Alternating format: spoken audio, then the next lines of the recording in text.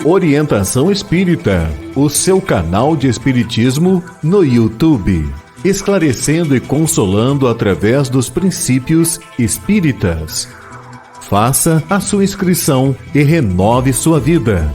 Vamos juntos fazer o mundo melhor. Em todos os momentos, o Livro Espírita é a melhor companhia. Comprando em marcosdemario.com, você apoia a manutenção do canal Orientação Espírita.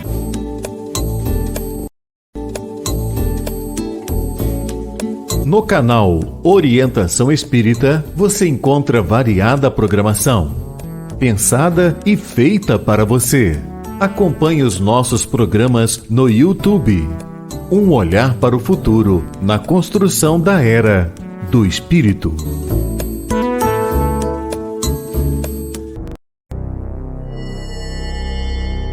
Tem início mais uma edição de Ante os Novos Tempos. Um olhar voltado para a humanidade, através das revelações dos Espíritos, na mensagem consoladora e esclarecedora do Espiritismo. Fique agora na companhia de Marcos Demário.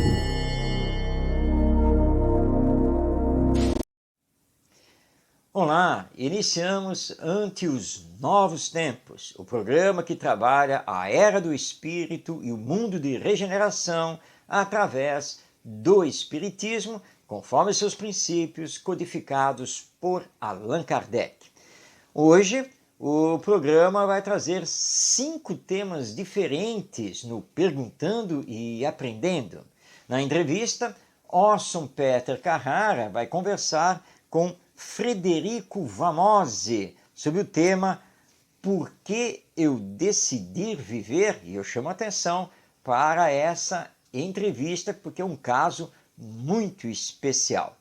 Na poesia espírita, nós teremos a presença dos poetas Gastão de Deus e Alceu Vamose.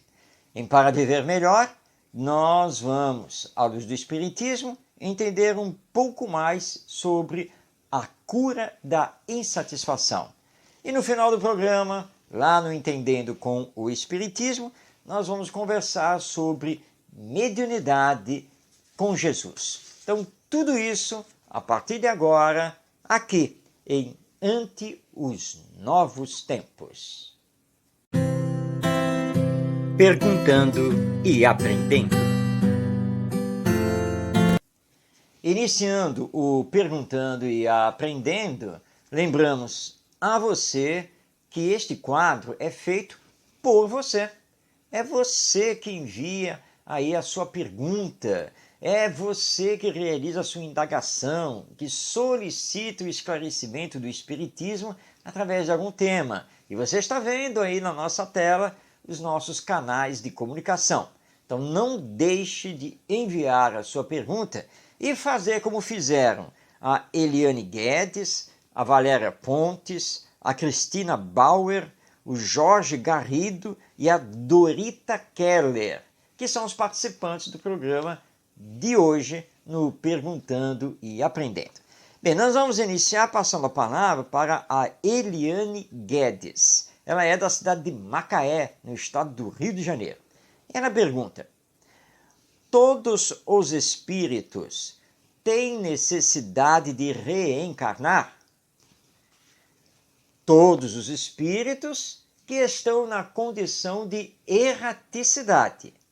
Todos esses ainda têm necessidade da encarnação, seja aqui na Terra, seja em algum outro mundo neste nosso universo. O que é estar na condição de erraticidade?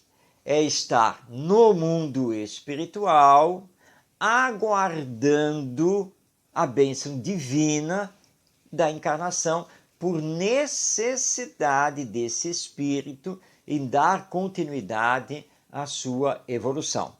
Ou seja, os espíritos que já atingiram a perfeição relativa, que é o grau máximo, que eles são classificados como espíritos puros, esses espíritos não têm mais necessidade de encarnar. Se isso for acontecer, é porque ele vai realizar uma missão muito especial, divina, para aquela humanidade naquele mundo. Então, todos os espíritos que ainda não atingiram o grau maior de perfeição, todos eles se encontram na erraticidade e todos têm necessidade de encarnar. Alguns mais do que outros, porque depende do grau de evolução espiritual que esse espírito já atingiu. Portanto, qual tem que ser o nosso esforço aqui na Terra? Nos espiritualizarmos o máximo possível, utilizando a nossa força de vontade e acionando o nosso potencial divino, para que possamos desencarnar numa condição espiritual muito melhor e que tenhamos ainda necessidade de encarnar, mas de repente só daqui a muito tempo e quem sabe já não mais aqui no planeta Terra, que ainda é um mundo de expiações e provas, mas num mundo que já está numa categoria espiritual mais elevada. Então nem todos os espíritos têm necessidade de encarnar, somente aqueles que ainda não atingiram o grau de perfeição de espírito puro. Muito bem, vamos passar agora a palavra a Valéria Pontes, que é lá de Linhares, no interior do Espírito Santo. E ela pergunta: como auxiliar uma pessoa que quer educar seu filho como ela foi educada há tempos atrás, com muita exigência e rigor? Muito bem, Valéria, este é um assunto que precisamos realmente tratar, porque ele é muito importante. Educação. Existe realmente muito isso que você coloca na sua pergunta. Vamos aqui dar um exemplo. Digamos que a pessoa, quando estava lá na sua infância, os seus pais ou responsáveis lidaram com ela utilizando, por exemplo, surras, castigos, a pancada, às vezes o xingamento. E essa pessoa se torna adulta. Vem agora a ter filhos. E no conceito dela, ela só se tornou uma pessoa de bem, uma pessoa mais equilibrada, graças às surras que levava do pai ou da mãe, ou de ambos. Em verdade, isso é um equívoco. Para verdadeiramente educar, não precisamos e nem devemos utilizar de nenhum tipo de violência, seja física ou moral. O ato de educar tem que ser um ato de amor. Mas esse ato de amor, porque trata-se da educação de um filho de Deus, que Deus confiou a nós, esse ato de amor também deve dar limites, também deve chamar a atenção, deve sim realizar combinados, regras. Esse ato de amor deve passar também responsabilidades aos filhos, sempre de acordo com a sua idade e as suas capacidades. Nunca mais do que isso. Porque amar é educar. E educar é amar. Nós precisamos acabar com a violência na educação dos nossos filhos, netos, sobrinhos, enfim. A educação de uma criança que é um espírito reencarnado, confiado a nós por Deus. Porque, em verdade, nossos filhos, que são espíritos, eles não são nossos, são filhos de Deus, porque todos nós fomos criados pelo Pai maior.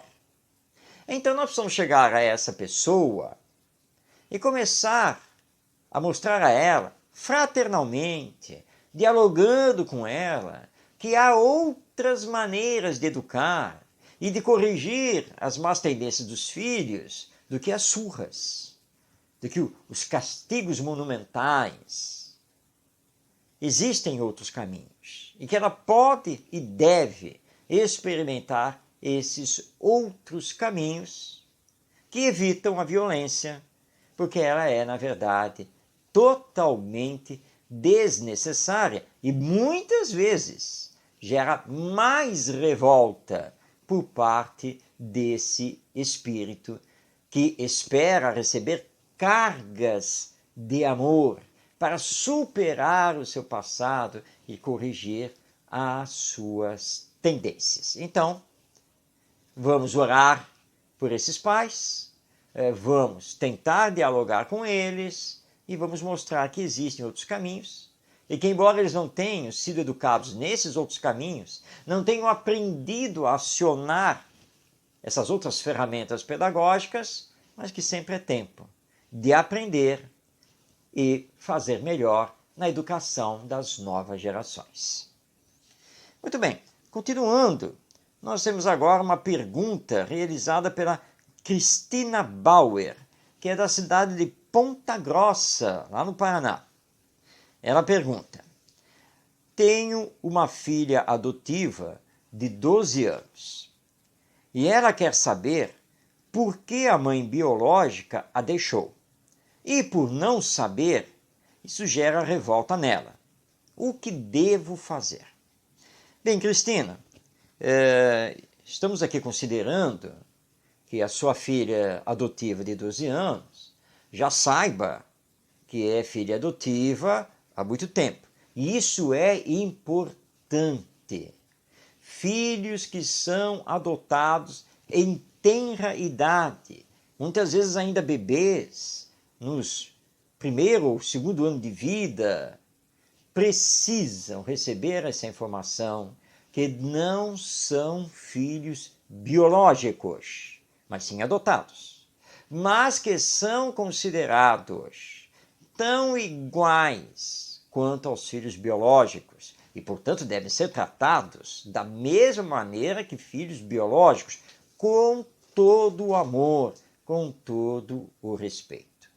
Bem, quando essa criança é oriunda de uma instituição de amparo à infância, muitas vezes não se tem nenhuma notícia dos pais biológicos. E aí, este parece ser o seu caso, você não tem como passar informações à sua filha sobre a mãe biológica. Bem, é preciso compreender a menina, porque é natural que exista uma frustração e que essa frustração leve a uma revolta em relação à própria vida e em relação a esses pais que, em princípio, a teriam abandonado. Converse com ela e diga que nosso Mestre Jesus nos ensinou que não devemos julgar a ninguém, porque com a mesma medida que julgarmos o nosso próximo, Deus, nosso Pai, nos julgará. E quem somos nós para julgar esses pais biológicos que não puderam criar a sua filha? O que os motivou? O que aconteceu com eles? Quais eram as circunstâncias? Tudo isso é desconhecido. E como é desconhecido, não podemos condená-los. Dizer, minha mãe deve ter me abandonado lá no orfanato porque não me amava. Isso é simplesmente uma hipótese, nada mais do que isso. Talvez ela não tenha abandonado, talvez ela tenha entregue essa criança entre lágrimas, de coração partido, porque estava numa situação dificílima de sobrevivência e se sacrificou para salvar a vida da filha.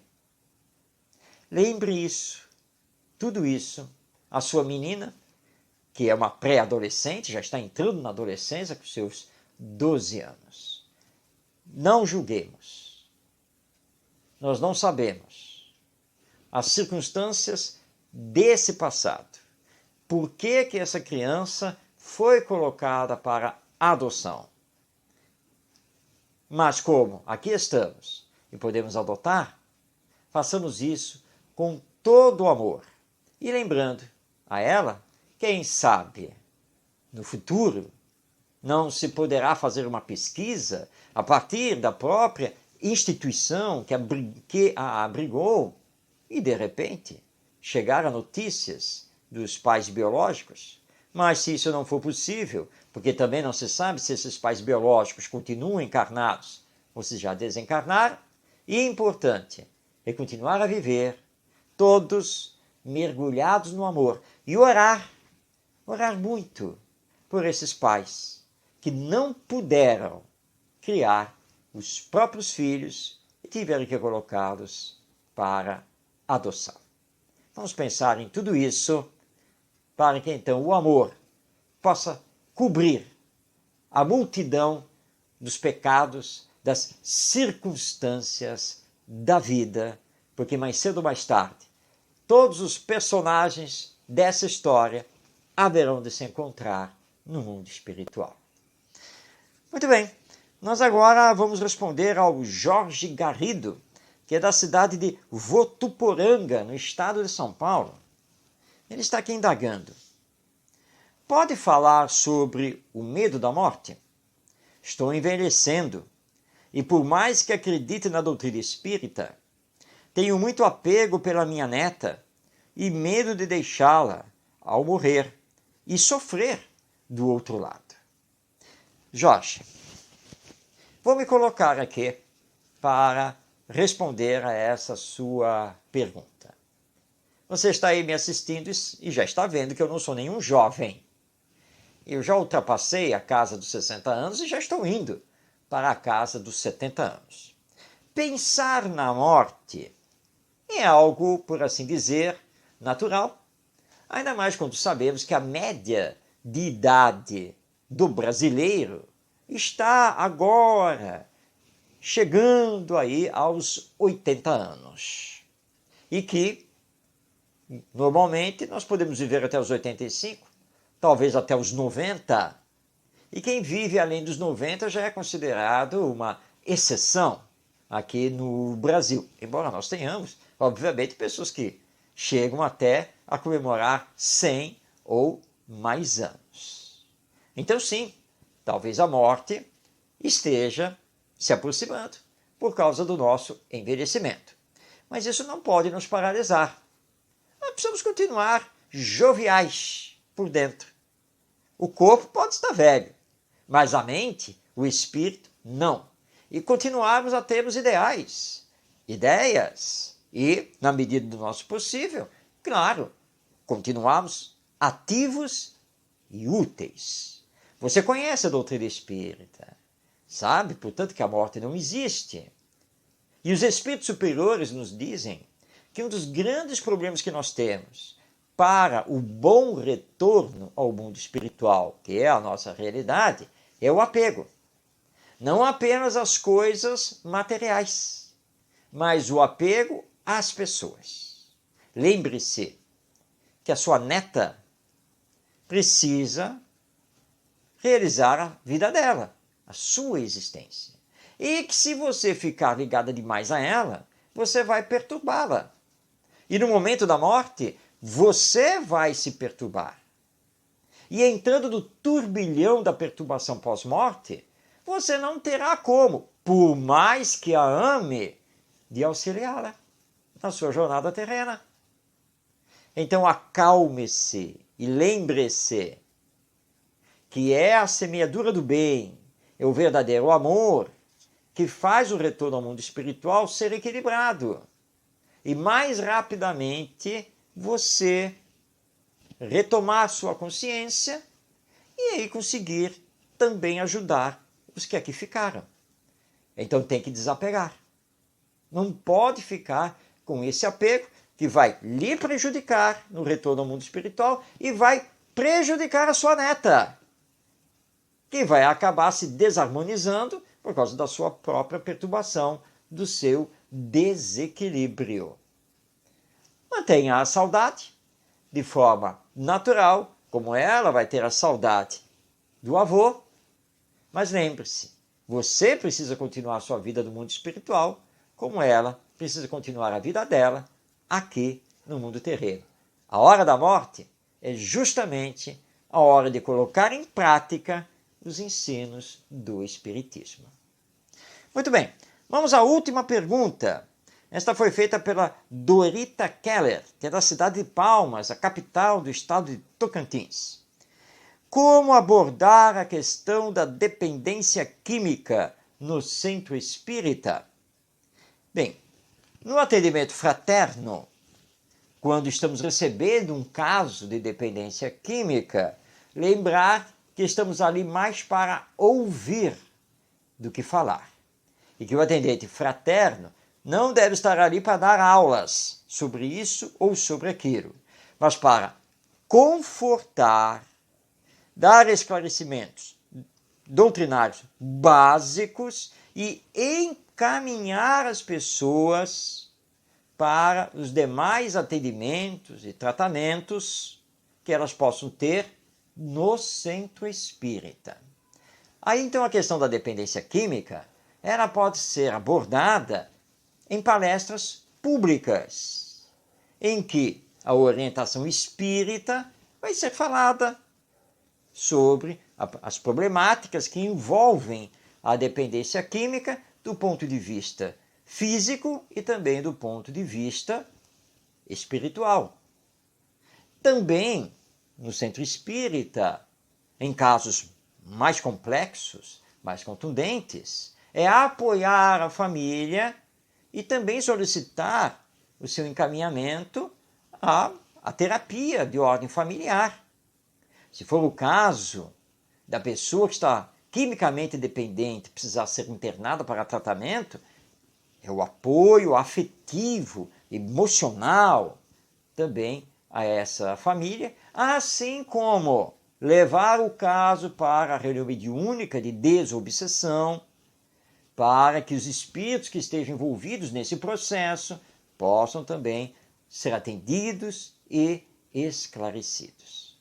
É assim, então, que vamos lidar de uma forma equilibrada, natural, sem nenhum tipo de julgamento, sem condenações, sem preconceitos, com a dependência química de toda ordem. E o Espiritismo tem muito a nos dizer sobre isso, há toda uma literatura também já publicada e que nos dará, então, a devida orientação para amparar o dependente e também os seus familiares e amigos. Bem, chegamos ao final do Perguntando e Aprendendo. Veja aí na tela os nossos canais de comunicação para que você possa fazer a sua participação enviando a sua pergunta. E enquanto você vai fazer a participação, nós vamos agora para o nosso quadro da entrevista, a entrevista que é tão esperada. Nosso Orson Peter Carrara vai agora conversar conosco com Frederico Vamose. E ele publicou um livro que tem por título Por que eu decidi viver? Vamos então agora rodar o vídeo e assistir essa excelente entrevista feita por Orson Carrara. Conversando sobre Espiritismo. Estamos recebendo hoje, com muita alegria, o Frederico Savabini, de Niterói, Rio de Janeiro.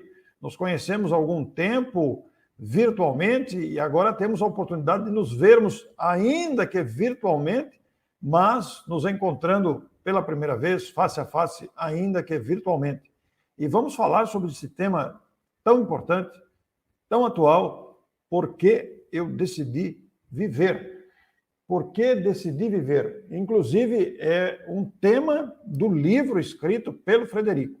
Mas antes, vamos conhecer o Frederico, vamos trazê-lo aqui à nossa sala para as saudações aos nossos amigos e início do nosso programa. Boa noite, Frederico, bem-vindo, muito obrigado.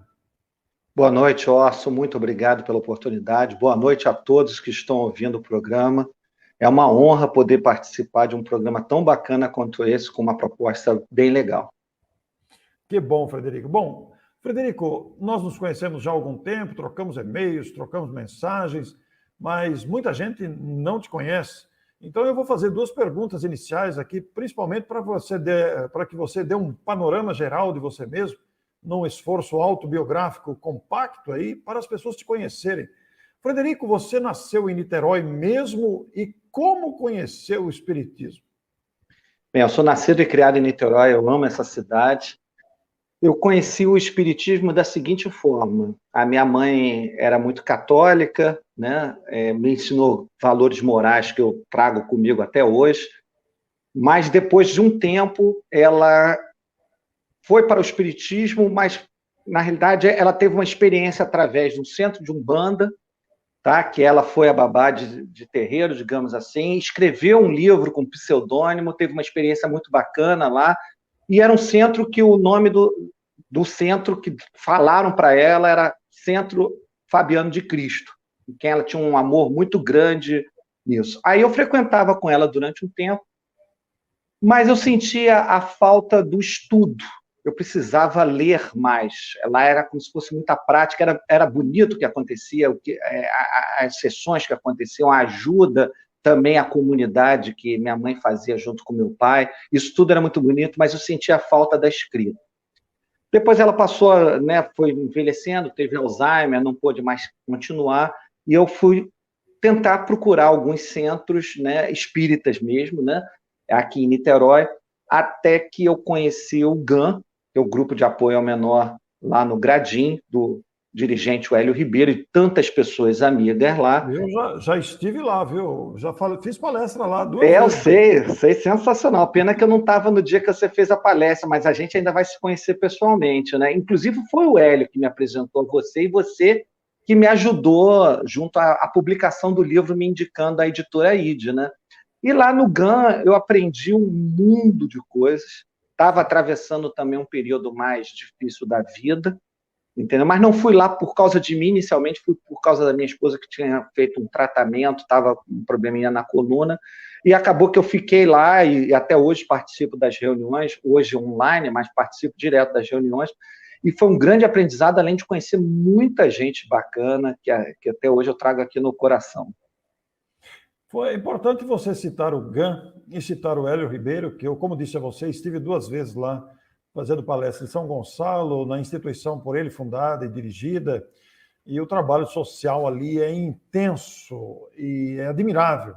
E o Hélio é um grande batalhador, um grande estudioso, uma grande liderança no estado do Rio, então é uma alegria poder aqui falar do Hélio também. Que bom, Frederico.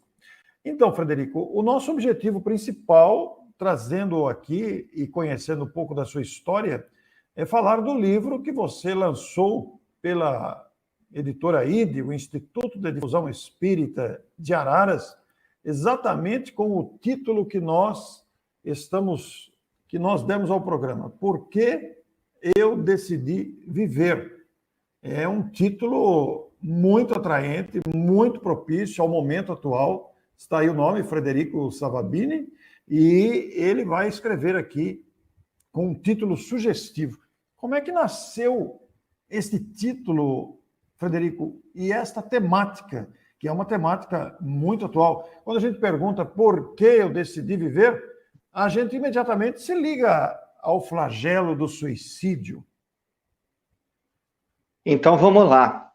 É até interessante. Meu primeiro livro espírita, quando eu tinha 15 anos, porque eu comecei a ler depois que minha mãe saiu da Igreja Católica, mas meu primeiro livro espírita foi Memórias de um Suicida. Puxa! Comecei leve, né? E eu achei um espetáculo, que apesar do início do Memórias de um Suicida ser muito forte, né, porque ele vai narrando tudo que ele vai passando, os ensinamentos foram espetaculares.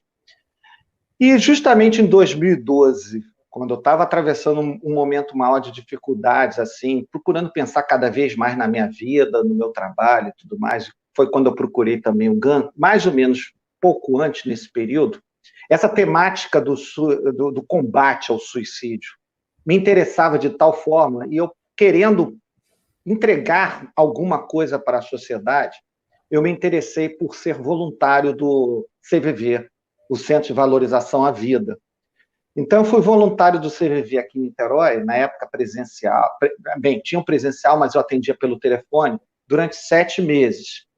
Eu não fiquei tanto tempo, até porque eu atendia na segunda-feira, depois do meu trabalho, então era um pouco cansativo trabalhar o dia inteiro, como muitas pessoas até fazem, né, e aguentam, mas para mim era um pouco cansativo, eu também tinha que, às vezes, viajar a trabalho, e ficar mais o tempo do atendimento. Mas lá eu aprendi muito, porque quando você está no CVV, eles têm o modo, né, a filosofia CVV, mas ensina 2 coisas muito importantes lá, que é a escuta empática, escutar sem julgar o outro, sem apontar um caminho, porque a minha verdade não tem nada a ver com a verdade que quem está ligando, que eu não conheço, acredita, né? Então, escutar sem julgar, escutar sem apontar um caminho, simplesmente escutar de uma forma acolhedora.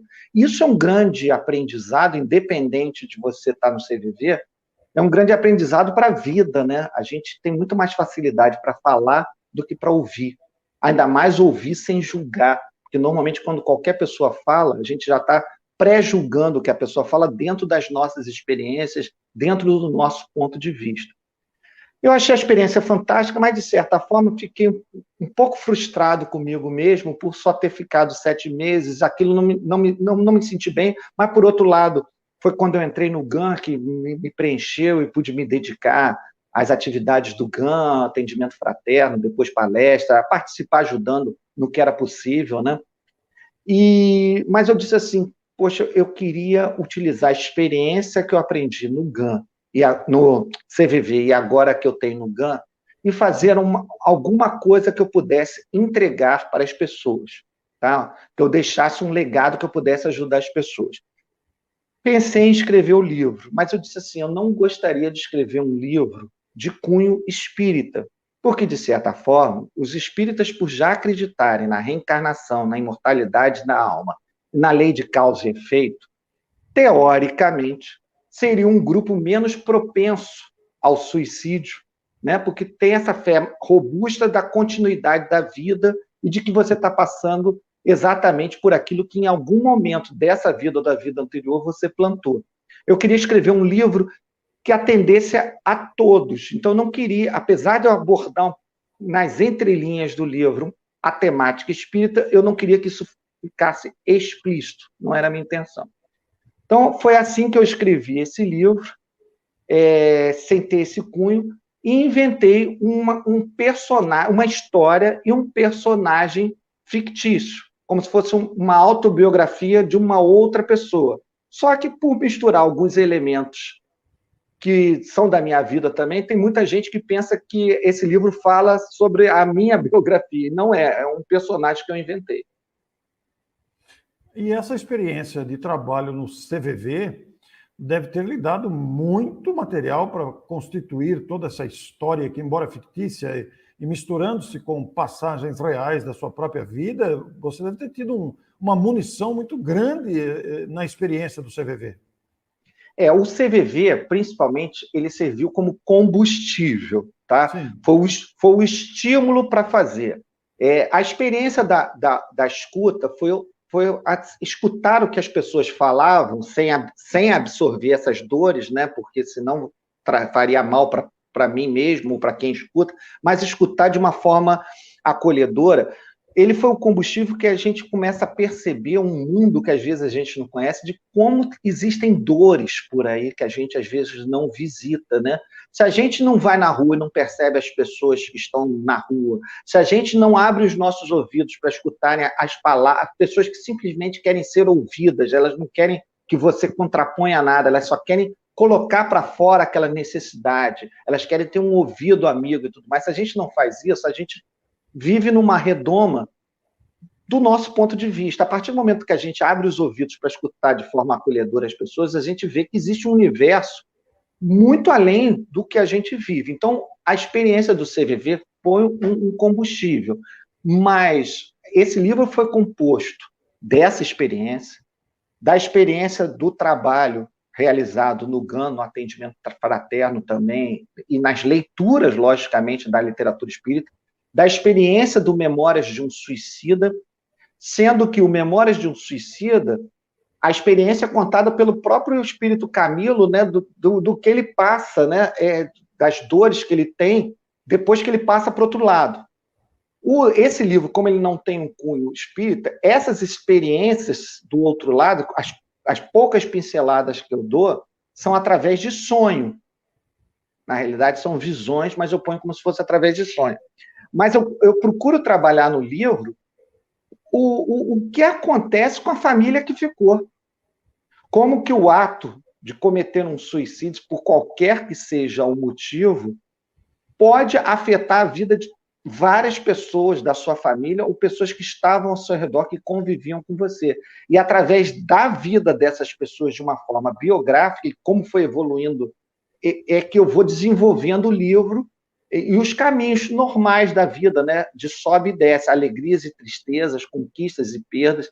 É essa temática que eu procuro dar. Mas vamos agora trazer os poetas do além. Está na hora da nossa poesia espírita. Poesia espírita. Na poesia espírita, nós estamos trazendo o conteúdo do livro Antologia dos Imortais. Livro esse que foi psicografado por Francisco Cândido Xavier e publicado pela Federação Espírita Brasileira, reunindo poetas já desencarnados e que retornaram através da mediunidade do nosso querido Chico Xavier. Hoje nós vamos destacar 2 poetas. O primeiro, Gastão de Deus, e o segundo, Alceu Vamose. Este, inclusive, já compareceu em outro programa, mas vem com uma outra poesia. Muito bem, o primeiro poeta do além é Gastão de Deus Vitor Rodrigues, que assinava a sua obra poética e literária simplesmente como Gastão de Deus. Vamos conhecer um pouquinho da vida e obra dele. Gastão de Deus nasceu na cidade de Catalão, no estado de Goiás, em 8 de março de 1883. E veio a desencarnar também em Goiás, mas na cidade de Anápolis, em 17 de abril de 1917. Gastão de Deus foi poeta e prosador. Foi também professor, estudou na Escola Normal da cidade de Paracatu, em Minas Gerais, mas transferiu-se, retornou para Goiás e lá ele fez a faculdade de Direito, mas acabou mesmo enveredando para o jornalismo e a literatura, embora tenha exercido durante um período da sua vida o direito e tenha sido inclusive juiz na cidade de Anápolis, onde ele veio a desencarnar. Pois bem, Gastão de Deus retorna através do nosso Chico Xavier e nos traz aqui o soneto Agapantos. Vamos então passar a palavra a ele. Enfim vencido, na última canseira, como espinhoso de suplícios tantos, busquei, ansioso, a estrada de Agapantos, que me fora a visão da vida inteira. Tudo, porém, era neblina e poeira, misturadas de preces e acalantos, nênias da morte, inários sacrossantos, e a noite, a imensa noite derradeira. Nos auges da aflição que me constringe, caí, entretanto, a máscara da esfinge. Ó sepulcro, onde a sombra em que te cevas? Reface a luz que em lágrimas transponho, e vejo, além, as flores do meu sonho, como estrelas radiando sobre as trevas. Então, o nosso Gastão de Deus, trazendo a sua visão da morte, do seu momento de morte, em que ele acaba descobrindo que não era a hora derradeira, mas que a vida, na verdade, continuava. Pois bem, no Antologia dos Imortais, nós temos agora o nosso poeta Alceu de Freitas Vamose, mas que assinava suas poesias apenas como Alceu Vamose. Ele foi gaúcho, nasceu na cidade de Uruguaiana em 14 de fevereiro de 1895 e desencarnou na cidade de Livramento em 13 de setembro de 1923. Além de poeta, ele foi também jornalista, muito ativo na imprensa e foi também um fervoroso republicano. E retornou através do nosso querido Chico Xavier com a poesia Agora. Eis o tempo que passa, um juiz onde fores, espírito da lei que a tudo envolve e doma. Ontem, do Nilo em festa, a grandeza de Roma. Era a glória do mundo em cinzas e esplendores.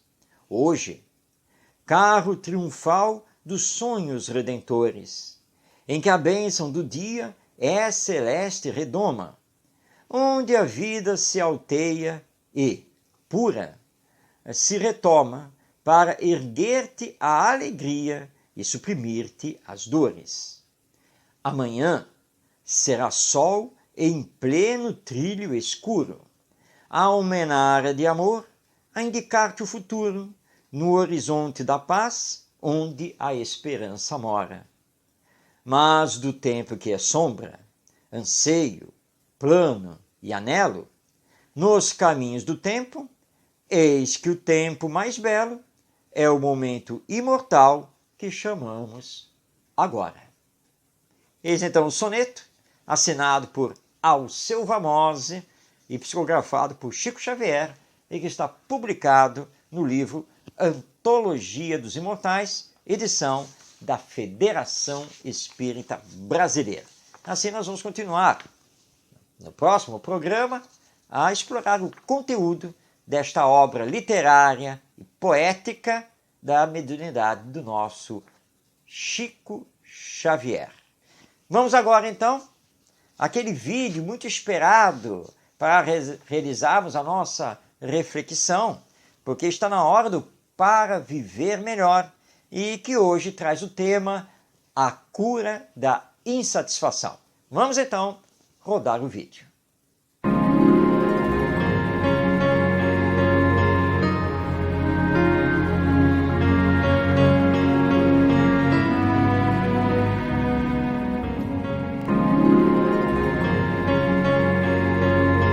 Você está insatisfeito com a vida que leva? Está à procura de remédio para a solidão? Vive reclamando da família?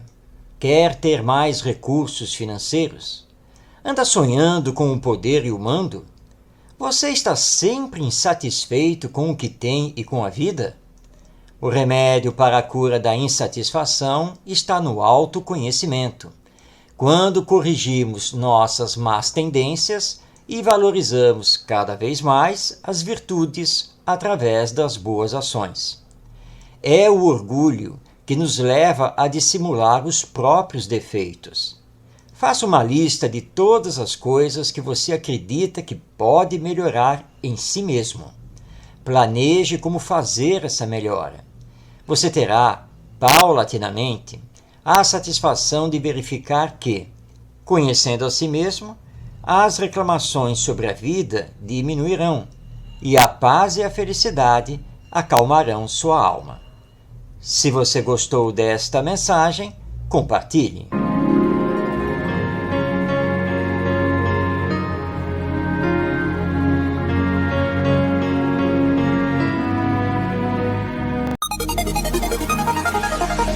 Entendendo com o Espiritismo.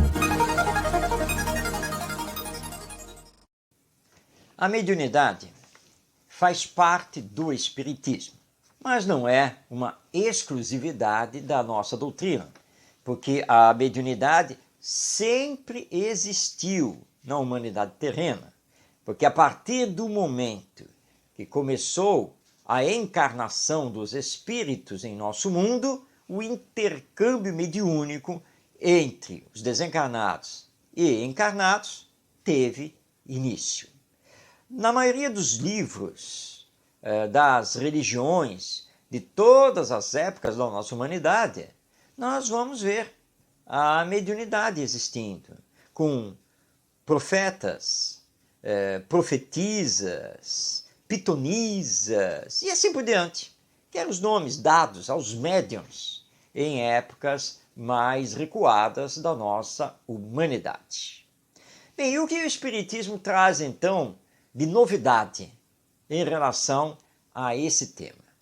Bem, o Espiritismo explica a mediunidade, as suas causas e também o seu porquê. Ou seja, por que temos a mediunidade?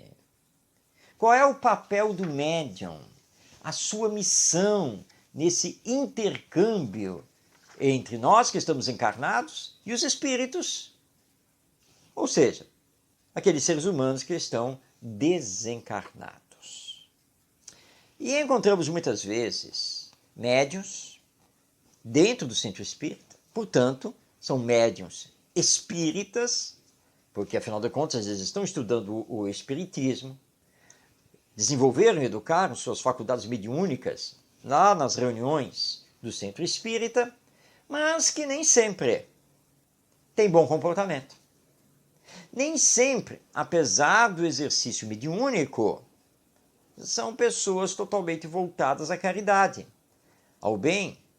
Muitos médiuns ainda mantêm velhos hábitos, velhos vícios, velhas conceituações sobre isso e sobre aquilo.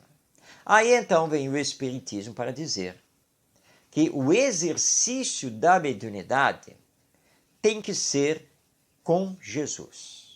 Ou seja, que as diretrizes que devem reger o uso das faculdades mediúnicas são as diretrizes do Evangelho. E está lá no Evangelho que é preciso dar de graça aquilo que de graça recebemos. Porque a mediunidade é um dom divino. É uma outorga de Deus para nós.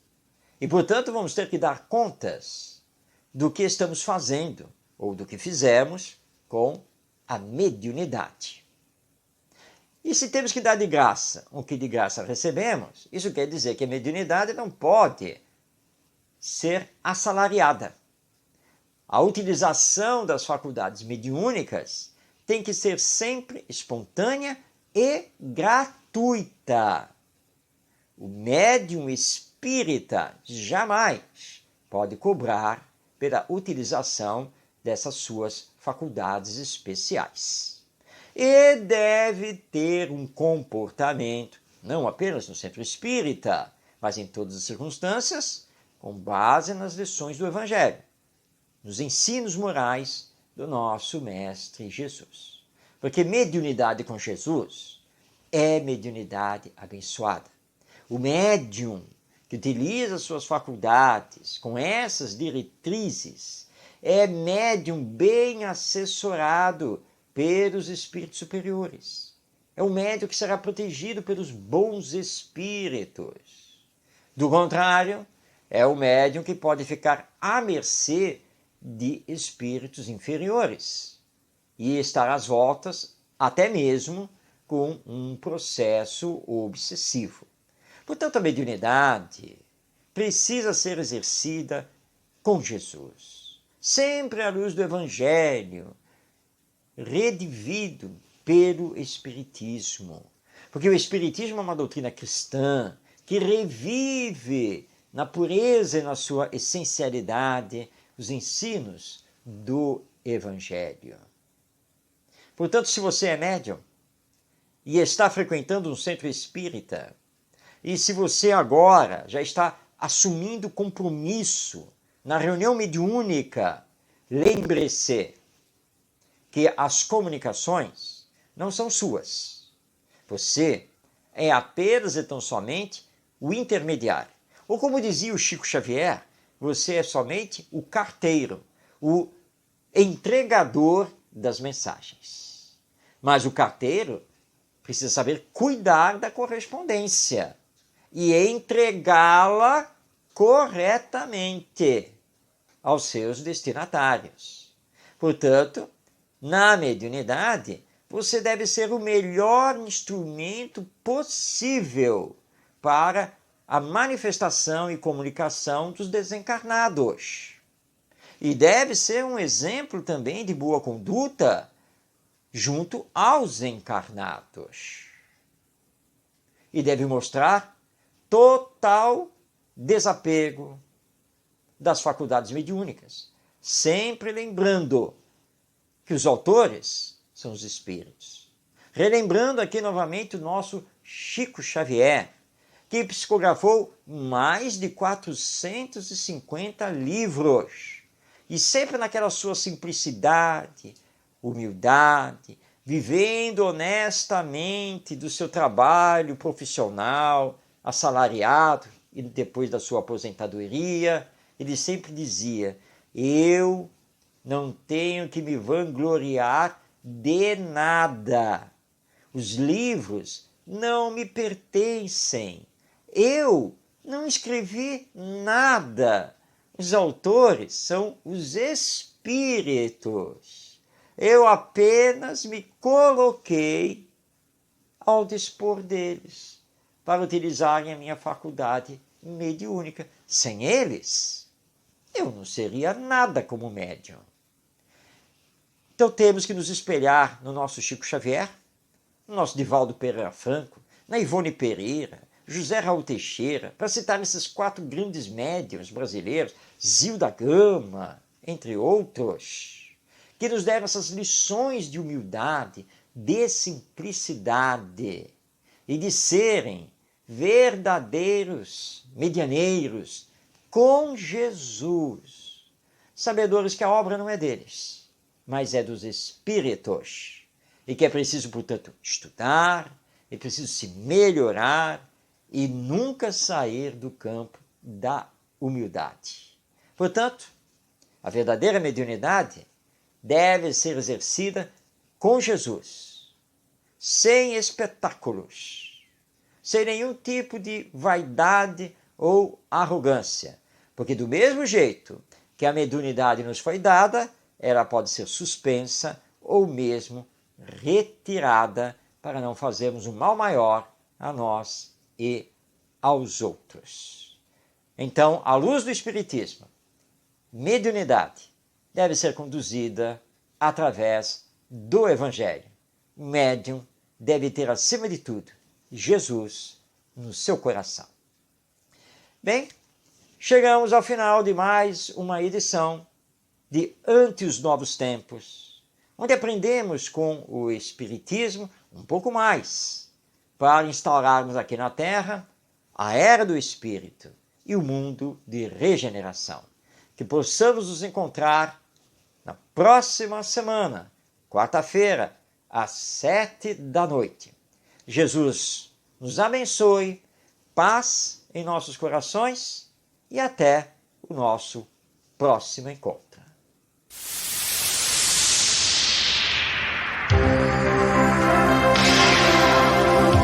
Um olhar voltado para o futuro da humanidade. As revelações dos Espíritos. A mensagem consoladora e esclarecedora do Espiritismo. Este é o programa Ante os Novos Tempos. Produção e apresentação, Marcos de Mário.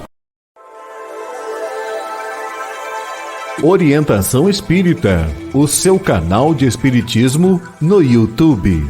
Esclarecendo e consolando através dos princípios espíritas. Faça a sua inscrição e renove sua vida. Vamos juntos fazer um mundo melhor.